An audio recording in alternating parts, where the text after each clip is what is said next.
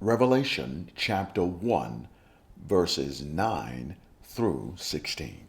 I, John, your brother and partner in the tribulation and the kingdom and the patient endurance that are in Jesus, was on the island called Patmos on the account of the word of God and the testimony of Jesus. I was in the Spirit on the Lord's day, and I heard behind me a loud voice like a trumpet saying, "Write what you see in a book, and send it to the seven churches, to Ephesus, and to Smyrna, and to Pergamum, and to Thyatira, and to Sardis, and to Philadelphia, and to Laodicea."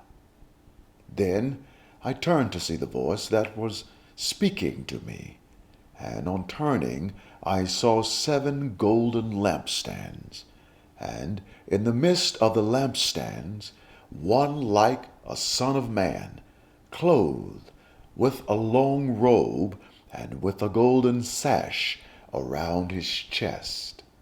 The hairs of his head were white, like white wool, like snow. His eyes were like a flame of fire. His feet were like burnished bronze, refined in a fire. And his voice was like the roar of many waters. In his right hand he held seven stars. From his mouth came a sharp, two-edged sword, and his face was like the sun, shining in full strength.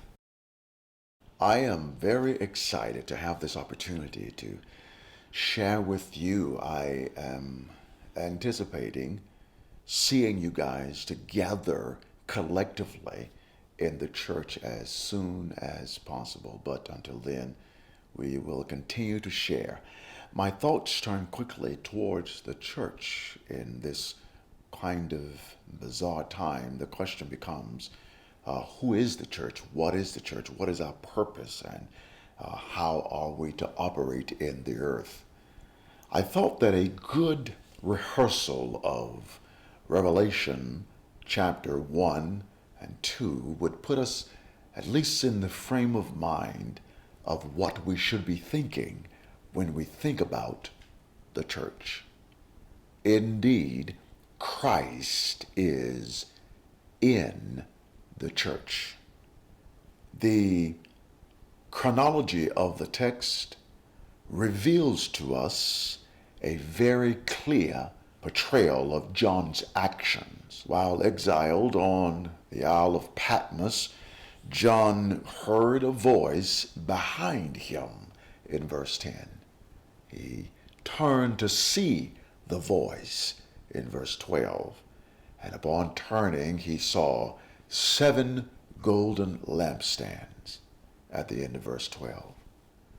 At this point, Christ commands John to write his observations to the seven churches of Asia Minor.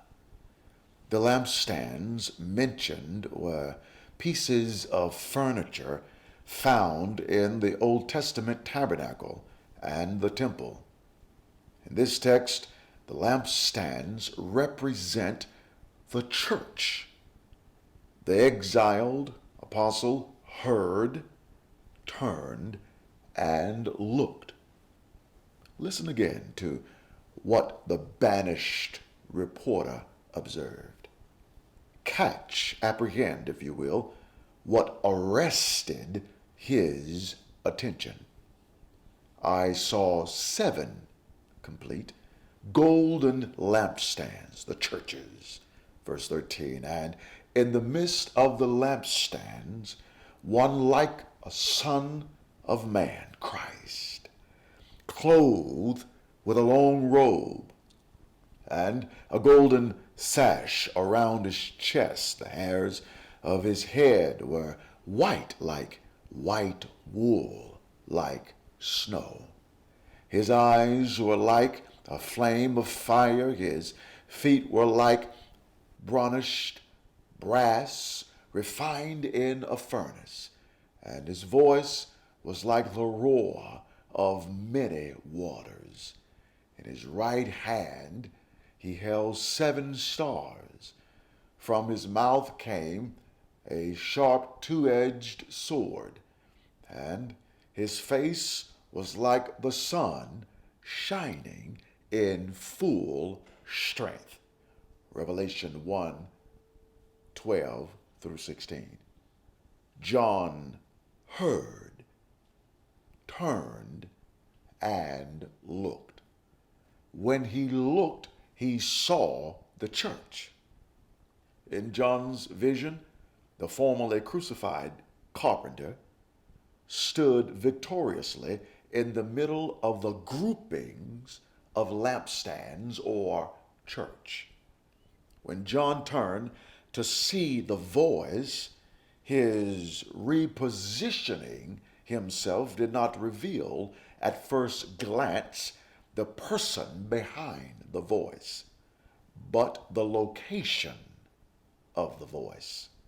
Here, it is important to note, neither can we, by relocating, move, or change ourselves, see Christ except he reveals himself to us.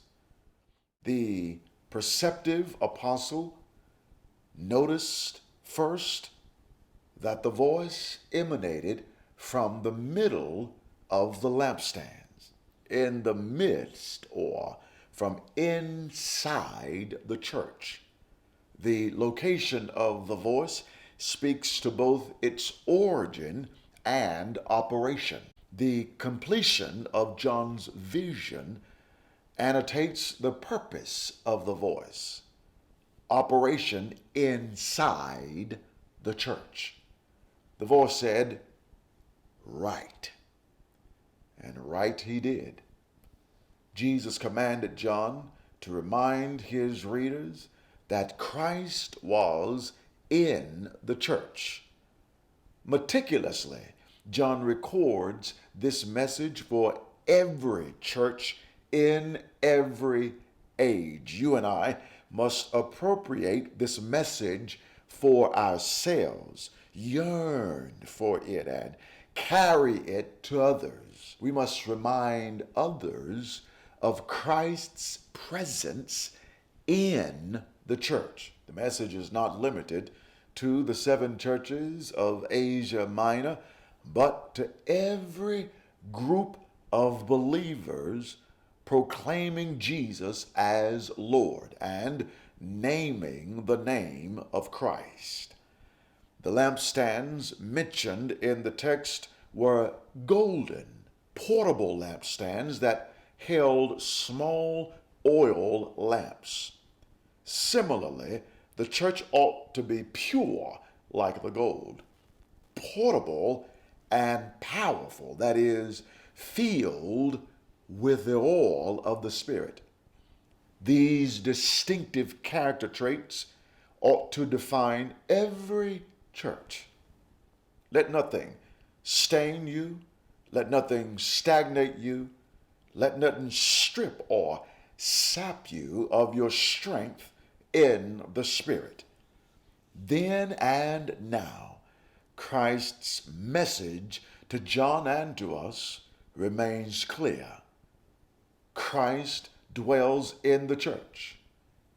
In the Old Testament, God tabernacled with the Israelites. In the New Testament, Christ tabernacled among the disciples, and today, Christ tabernacles or dwells in the middle of his church. Christ commands us too, as devoted disciples, to carry the lucid message of Christ in the church. We must shout the message in no uncertain terms. Jesus conscripts us to remind his followers that he still dwells in the church. Christ intends this message for every group of believers throughout the entire church age. But what is Christ doing in the middle of the church? What is he doing while amongst the lampstands? John's description of the Son of Man provides us with a vivid graphic picture of Christ's precise actions in the church. Today, Jesus is in his church to act as a priest, to purify with wisdom and direction, to pierce with his omniscient eye, to pursue a path of judgment, to proclaim with a voice of authority, to demonstrate his power in the church, to protect with his word, and to burn with curses or shine with the brilliance of his blessings. Make no mistake, Christ is in his church. Live well, hope well.